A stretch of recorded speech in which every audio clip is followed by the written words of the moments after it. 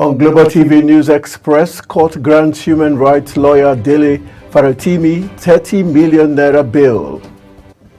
11,200 doses of Mpox vaccine to arrive Nigeria.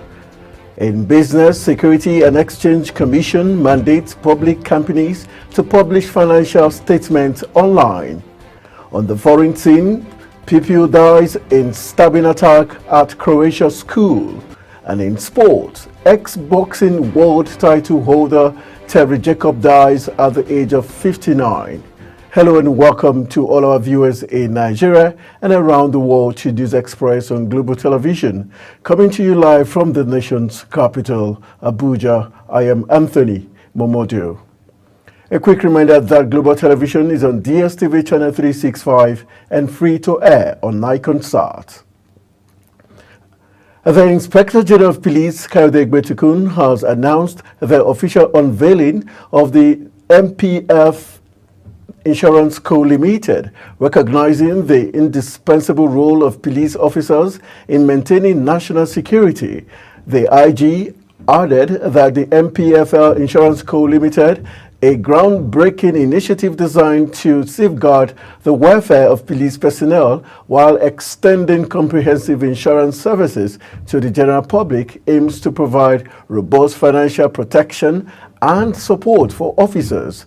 According to Force Public Relations Officer ACP Muyuluwa Adejobi, in a statement, the initiative is a testament to the MPFL's unwavering resolve to provide comprehensive support to its personnel while fostering public trust and cooperation in building a safer and more secure nation.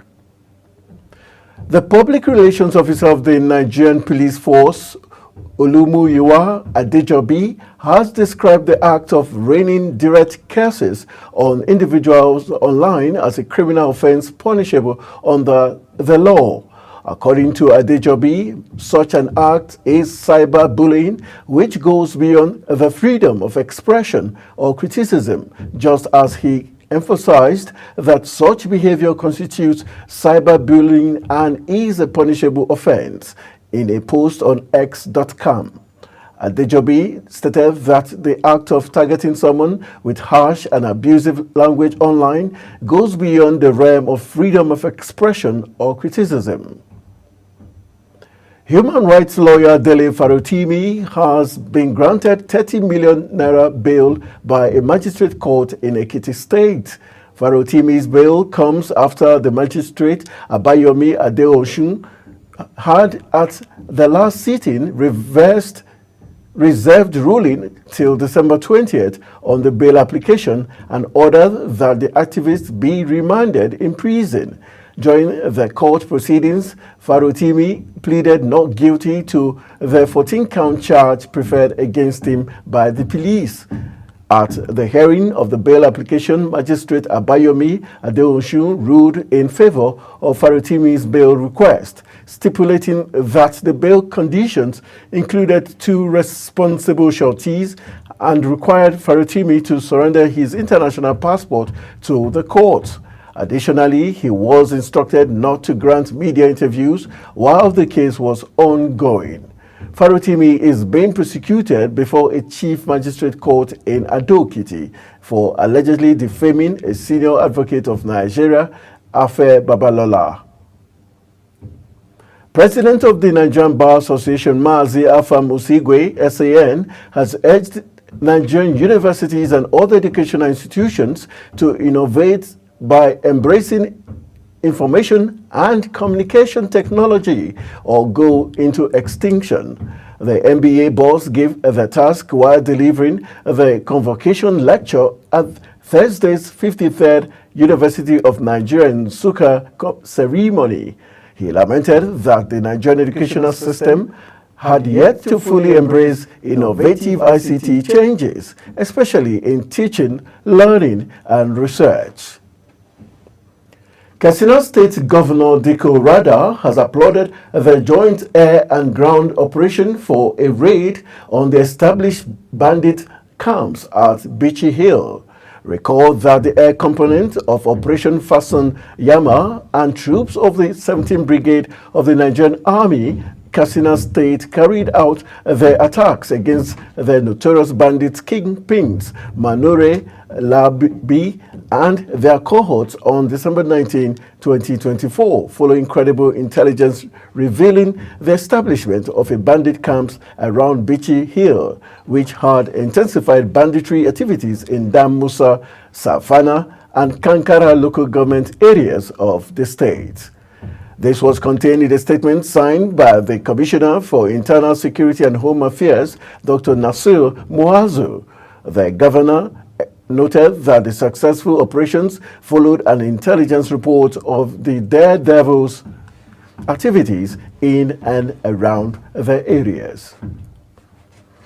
A shipment of 11,200 doses of Mpox vaccine donated by the United States of America and facilitated by Gavi, the Vaccine Alliance, will arrive Abuja.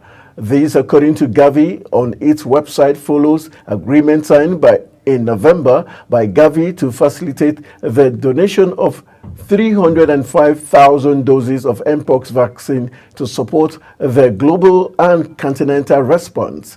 It said vaccines will be delivered to countries affected by the upsurge of Mpox that continues to constitute a public health emergency of international concern.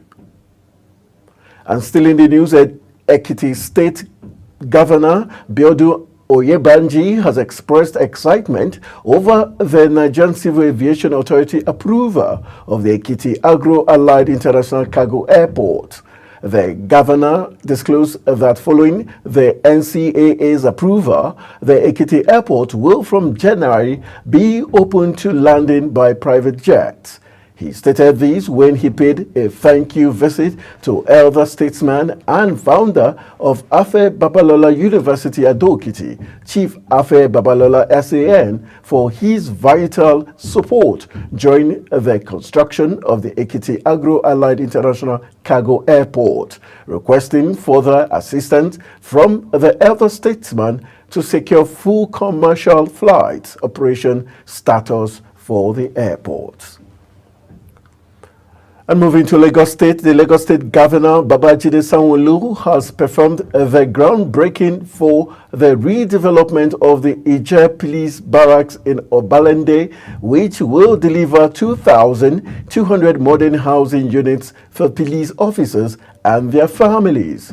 The governor at the groundbreaking event also handed over 260 new patrol vehicles and other security appliances to the Nigerian police force and other supporting security agencies. He noted that the project underscored the state's commitment to addressing the housing deficit and improving the welfare of security personnel. The Army Council has approved the promotion of 108 senior officers to the next ranks of Major General and Brigadier General, respectively.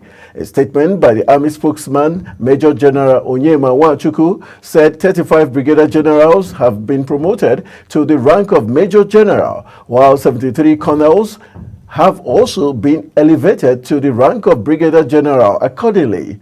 The Chief of Army Staff, Lieutenant General Olufemi Oluyede, while congratulating the newly promoted senior officers and their families, also charged them to redouble their efforts to justify their elevation and the confidence reposed in them. You're watching News Express on Global Television, coming to you live from the nation's capital, Abuja. When News Express returns, Federal Capital Territory to take over revenue collection for area councils. Details of these, as well as foreign and sports stories, coming right after the break. Please stay with us.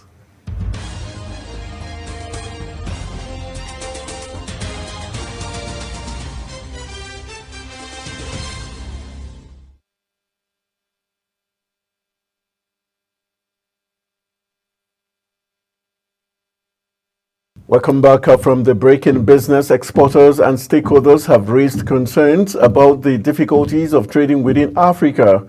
They described their logistics and policy barriers as more challenging than exporting to other continents, despite their proximity. According to the National Bureau of Statistics report on foreign trade in goods for the third quarter of 2024, exports to Africa accounted for mere 12.13% of Nigeria's total exports, significantly trailing behind Europe and Asia, while export to countries under the Economic Community of West African States, ECOWAS, stood at 1.54 trillion naira. Other non-African countries that topped export included the United States of America, France, the Netherlands, and Italy. The Securities and Exchange Commission, SEC, has directed all public listed companies to publish their financial statement on their official website effective January 2025. This is contained in a circular emphasizing the importance of transparency and timely disclosure. The Commission warned that non-compliance with the directive would attract sanctions, as the directive aims to ensure seamless public access to financial information, which is critical for making sound investment decisions. The Federal Capital Territory Internal Revenue Service has said it will be responsible for the collection of all revenue on behalf of the 6 area councils of the FCT in 2025. The acting executive chairman of the service, Michael Ango, made the announcement at the 2024 end-of-year media briefing in Abuja. He said that the goal was to ease compliance by taxpayers in the FCT and improve transparency and accountability for all revenue collection. Minister of Finance and Coordinating Minister of the Economy, Wole Edun, has disclosed that Nigeria needs to invest $20 billion annually to achieve its economic target by 2027. He made this statement during the citizens and stakeholders engagement on the implementation of the presidential priorities and ministerial deliverables for the fourth quarter of 2024 held in Abuja. Edu noted that the urgency of the investment, stressing its role in driving economic growth and facilitating infrastructural development. According to him, an additional $20 billion per year is required to grow the economy by an average of 6.3% in the medium term. On the foreign scene, 1 people died and several others were injured in a stabbing attack at a school in the Croatian capital, Zagreb. The police had earlier reported that a young man had attacked a teacher and school children at a primary school with a sharp object, adding that the alleged suspect is in the attack had been taken into custody. Prime Minister Andrej Plenković expressed a shock over the incident, saying several school children were being treated in 4 Zagreb hospitals. Figures have shown that U.S. immigration authorities removed over 270,000 people last financial year.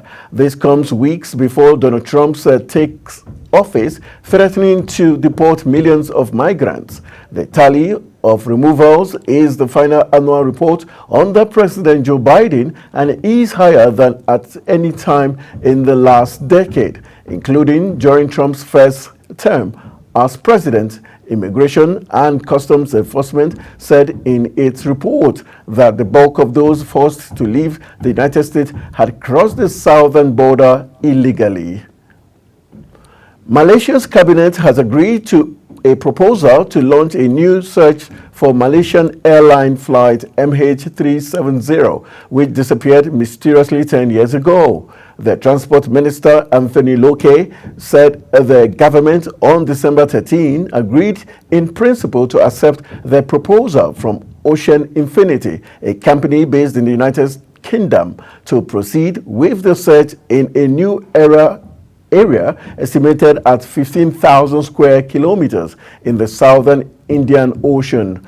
He said the Ministry of Transport Sport is currently negotiating the terms of the agreement, which is expected to be finalized by early 2025, adding that the new search will be on a no-find, no-fee principle, in which the Malaysian government will not pay Ocean Infinity anything if they don't find the aircraft. The Boeing 777, carrying 239 people, disappeared from the radar screens on March 8, 2014, while en route from Kuala Lumpur to Beijing, and despite the largest search in aviation history, the plane has never been found. A military court in Russia's southern city of Rostov-on-Don has sentenced an unnamed resident of eastern Ukraine's Lugansk region to 16 years in prison for high treason. Russia's FSB security service said that Moscow regularly imposes heavy sentences on individuals it accuses of spying for Ukraine and has consistently imprisoned Ukrainians both in Russia and in occupied territories. The sentencing coincides with President Vladimir Putin's call for security services to adopt tough anti-terror measures with a particular focus on military counterintelligence as the Kremlin's offensive in Ukraine nears its third year. Putin urged the special services to identify spies and traitors and disrupt the work of foreign security services. U.S. President-elect Donald Trump has threatened the European Union with tariffs if the bloc does not reduce its tremendous trade gap with Washington through oil and gas purchases. Trump said this in a post on his Truth Social platform. According to U.S. figures, goods imports from the EU were $553.3 billion in 2022, while its exports to the bloc were $350.8 billion. This puts the U.S. goods trade deficit with the EU at $202.5 billion that year. Trump, who takes office in January, has made sweeping threats of slapping tariffs on U.S. trading partners, including Canada, Mexico, and China. And jumping into the exciting world of sports, the 22nd National Sports Festival tagged Gateway Games Ogun 2024, slated for January 12, has been shifted and will now be held next year, 2025, from May 16 to 30th, 2025. This was stated in a communique issued at the end of the joint technical meetings held in Abeokuta, the Ogun State capital. Reading the communique, the Secretary of the main organizing committee, Tesla Okpara, said that the postponement has become necessary to effect some of the recommendations of the technical committee to have a world-class festival. The joint committee, however, enjoined the main organizing committee secretariat to amend the game's timeline and circulate it to all concerned stakeholders accordingly. Manchester City traveled to Aston Villa on Saturday, desperately seeking to halt their dramatic slide, while Chelsea have the chance to go top of the Premier League, if only briefly. Current leaders Liverpool face a tricky tie to Tottenham Hotspur after a wobble, while Manchester United are seeking to win 2 Premier League games in a row for the first time this season. Manchester City lost 1-0 away to Aston Villa last December, but that proved to be their final defeat of the season as they romped to a 4th straight Premier League title. That loss for Pep Guardiola's men came after 3 straight draws, which was then a slump by City's high standards. World 5,000 meter silver medalist Mohamed Kater has received a 4-year ban for tampering after he was found to have falsified travel documents submitted during an investigation into missed doping tests. The 26-year-old Spaniard was suspended for 2 years by the Athletic Integrity Unit in February for missing 3 doping tests in 12 months. But during its investigation, the AIU discovered that on the date of one of those missed tests, 28 February 2023, Kater had altered his travel itinerary, boarding pass, and booking confirmation in an attempt to mislead investigators who were looking into where he was that day. The 4-year ban will run concurrently with Cartier's previous sanction, extending his suspension until February 2028. French former boxing world holder Thierry Jacob has died at the age of 59. The mayor of his hometown, Kelis Nachaabusha, made the announcement on Facebook. Jacob took the WBC Super Bantamweight title in 1992, defeating Mexico's Daniel Zaragoza in front of his local fans in Cali. To end the News Express on Global Television, here is a recap of our top stories. Human rights lawyer Dele Farutimi has been granted 30 million naira bail by a magistrate court in Ekiti State. A shipment of 11,200 doses of Mpox vaccine donated by the United States of America and facilitated by Gavi, the Vaccine Alliance, will arrive in Abuja. In business, the Security and Exchange Commission has directed all publicly listed companies to publish their financial statements on their official website effective January 2025. On the foreign scene, 1 people died and several others were injured in a stabbing attack at a school in the Croatian capital of Zagreb. And in sport, French former boxing world title holder Thierry Jacob has died at the age of 59. That's it on News Express, and it came to you from the nation's capital, Abuja. A quick reminder that Global Television is on DSTV, channel 365, and on StarTimes, channel 276, and free to air on Nikonsat. Please kindly follow us across all social media platforms now showing on your screen using @GlobalTVNG. I am Anthony Momodu. Thank you for watching.